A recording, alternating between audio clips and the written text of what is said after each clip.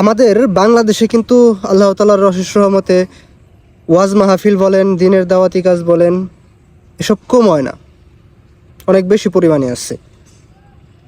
হুজুররা এত ওয়াজ করে, এত বোঝায়, কিন্তু একটা জিনিস দেখেন, দিন শেষে আমাদের পরিবর্তন কোথায়? আমরা দিন শেষে নিজেদেরকে কতটুকু পরিবর্তন করতে পারছি, বা নিজেরা কতটুকু পরিবর্তন হইতে পারছি, একটু চিন্তা করেন। হুজুররা এত বোঝায় যে খারাপ কাজ করেন না, আল্লাহ তাআলার পথে চলেন। আমার মনে হয় যে মানুষ মনে করে এগুলো সব রূপকথার গল্প,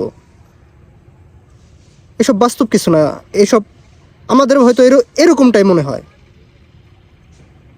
হুজুররা এত মানুষদেরকে বোঝানোর চেষ্টা করে, আমরা সবাই মাহফিলে বসে হাত তুলি, আজকে থেকে 5 ওয়াক্ত নামাজ পড়ব, কিন্তু বাসায় আসার পর আমরা ফজরের নামাজই পড়ি না। আমরা আবার যে তাই হয়ে যাই, যেই সেই। এত ওয়াজ, এত মাহফিল, এত দিনের দাওয়াত কই যায়? কোথায় আমাদের পরিবর্তন?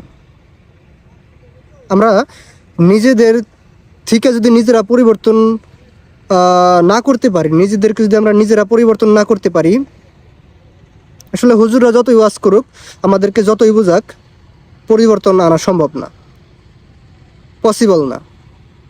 ভাই, হুজুররা যে সব কথা বলে যে একদিন মারা যেতে হবে, একদিন দুনিয়া থেকে চলে যেতে হবে, এসব কিন্তু রূপকথার গল্প না, অবাস্তব কিছু না, সত্যি আর বাস্তব কথা।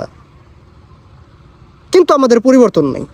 আমরা এইসবকে রূপকথার গল্প মনে করি, যে এসব হয়তো কিছু হইব না, এটাই মনে করি।